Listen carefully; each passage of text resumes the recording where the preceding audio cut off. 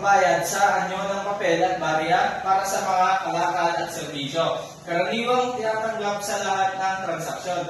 Ang salapi daw class is ito yung ginagamit nating pambili o pangkuha sa mga gusto nating mabili na produkto. Example na lang is ito yung mga ginagamit nating peso coin, dollar, mga ganon. Ngayon, ano nga ba ang patakarang panlalapi? Ang patakarang panlalapi class ay isang proseso kung saan ang otoridad na pangsalapi sa isang bansa ay kumukontrol sa supply ng pera na kadalasang umaasing tao pumupuntirya sa isang antas ng interes para layuning itaguyod ng paglagong ekonomiko. Ang patakarang pananalapi class ay pumapasok na dito ang Bangko Sentral ng Pilipinas kung saan ang Bangko Sentral ng Pilipinas ang mismong nagpa-process kung paano igawa ang pera at nagbibigay ng interest kung paano tumakbo ang pera sa bansa. Dito na papasok ang expansionary money policy ng Bangko Sentral. Ano nga ba ang expansionary? Kapag ang layunin ng pamahalaan ay may kayat ang mga negosyante na palakihin pa o magbukas ng bagong negosyo, pinapatupad nito ang expansionary money policy. Binababa ng pamahalaan ang interes sa pagpapautang kaya mas maraming namumuhunan ang may kayat na humiram ng pera upang idagdag sa kanilang mga negosyo. Dito na papasok class is pag example, kung gusto mo magka-business ka or tumayo ng business mo is pupunta ka sa isang bangko at mangungutang ka, doon class is mababa yung interest kasi papautangin ka ng bangko para mapatayo mo yung negosyo na yun para magkaroon pa ng mga trabaho. Dito na, ito yung tinatawag na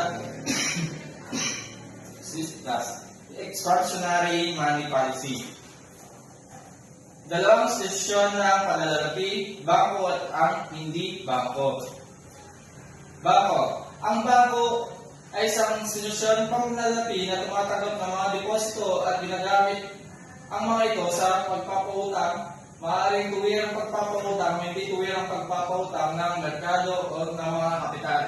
Ang bangko class is ito yung pwede kang magdeposito ng pera mo, ipatago mo yung pera mo sa bangko or pwede ka na dito umutang.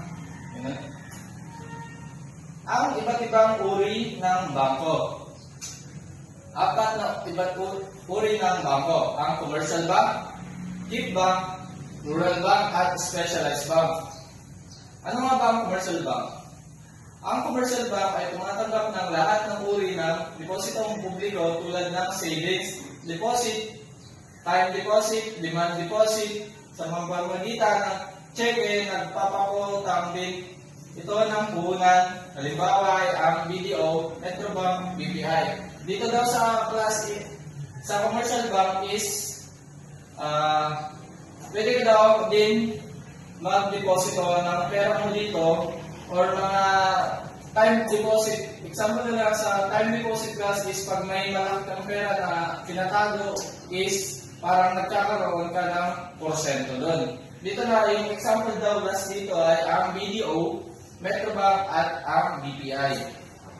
Ito ang BDO, Metrobank, BPI. Pangalawang klase ng bangko is ang tip bank. Bangko ng pagtitipid. Ay binubuo ng mga bangko na pangunahing layunin ay humikat sa pag-iimpok at pagtitipid. Nagkakaloob ito ng pono para sa agrikultura at industriya sa mga tuwirang interes. Ang tip bank daw class ay from the word tip bank ay ang pagtitipid. Ito yung bangko na nag-iimpok o nagtitipid. Ang layunin daw ng bangko na ito ay ang hinihikayat ang mga tao para mag-impok at maging matipid na tao. Ang example dito class is ang City Savings, BPI Family Savings Bank. Yan yung mga example ng gift bank. Pangatlo ay ang rural bank. Bangkong naglalayong tulungan ng mga magsasaka sa pamamagitan ng pagpapautang. Ito yung bangko na ano class is yung mga magsasaka daw is pwede daw silang mangutang dito. Kung wala silang pondo or pera na gagamitin nila sa kanilang agrikultura o lupain, is dito na bangko sila pupunta para mangutang, para masimulan na nila ang kanilang agrikultura.